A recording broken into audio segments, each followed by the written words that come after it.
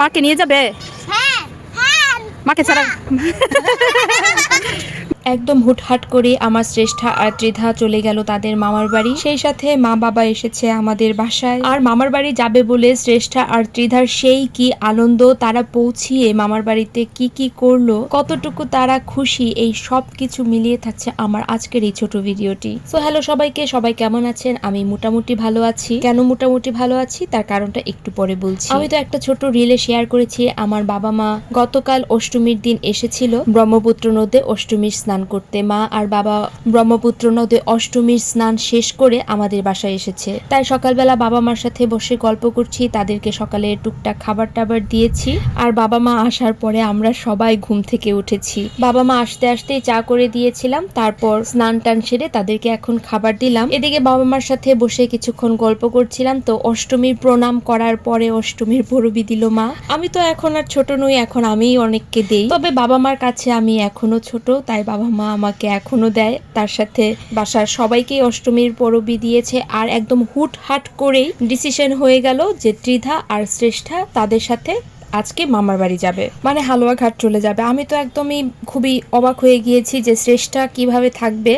ত্রিধা এর আগে গিয়ে মামার বাড়িতে ছিল, কিন্তু শ্রেষ্ঠা থাকতে পারবে কিনা এটা নিয়ে একটু ডাউট ছিলাম। একবার শ্রেষ্ঠা আর ত্রিধার মুখের আনন্দটা দেখেন, তারা যে কি খুশি। আর আমিও খুব খুশি হয়েছিলাম আজকে বাবা মা বাসায় এসেছে, অনেকদিন পরে মা আর বাবা বাসায় আসলো। চলুন শ্রেষ্ঠা আর ত্রিধার রিয়াকশনটা আপনাদের সাথে শেয়ার করি। টাটা দাও দেখি।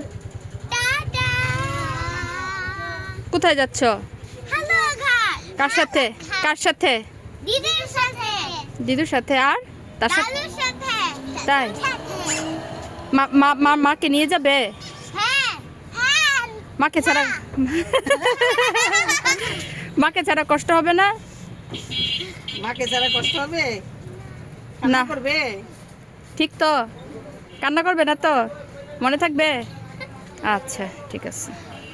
এই যে ত্রিধা এসে আদর করছে, শ্রেষ্ঠা এসে আদর করছে। ত্রিধা একটু বুঝতে পারে, কিন্তু শ্রেষ্ঠা এখনো বুঝতে পারে না যে সে আমাকে রেখে চলে যাচ্ছে। তবে ত্রিধা বেশ একটু কষ্ট পাচ্ছিল, কিন্তু যাওয়ার আনন্দটাও তার মধ্যে অনেক কাজ করছিল। ফোনেও আমাকে সেই কথাটাই বলছিল। আসলে এই বছর ছোট ঈদে আমি বাবার বাসায় যেতে পারিনি, কারণ শাশুড়ি মার শরীরটা খুব একটা ভালো নেই। তাই মা আর বাবা বললো ওদেরকে একটু রেডি করে নিয়ে যায়, কয়েকদিন ঘুরে আসুক, তাদের অনেক ভালো লাগবে। আর এখন দাঁড়িয়ে রয়েছে সবাই রিক্সার জন্য। শ্রেষ্ঠা, ত্রিধা, মা, বাবা সবাই দাঁড়িয়ে রয়েছে। বাচ্চারা না থাকাতে বাসাটা একদম শান্ত হয়ে গিয়েছে। বাসায় কারোরই ভালো লাগছে না এরকম একটা পরিবেশ। বাচ্চারা সারাদিনই বাসার মধ্যে যা কাণ্ড কারখানা করে, বাচ্চাদের কিচির বিচির কোনো ধরনের একদম কোলাহল নেই বাসার মধ্যে। আর হুট করে বাসাটা একদম নীরব হয়ে গিয়েছে। আর এই যে দেখুন, আমার ছোট বোন আর ছোট ভাইকে বলা হয়নি যে আমার শ্রেষ্ঠা আর ত্রিধা বাসায় যাচ্ছে। হুট করে সে দেখেও অনেক খুশি হয়ে গিয়েছে তাদের। আর ত্রিধা আর শ্রেষ্ঠার মুখটা একবার দেখুন, তারা যে কি পরিমাণে খুশি হয়েছে মামার বাড়িতে গিয়ে পৌঁছিয়ে।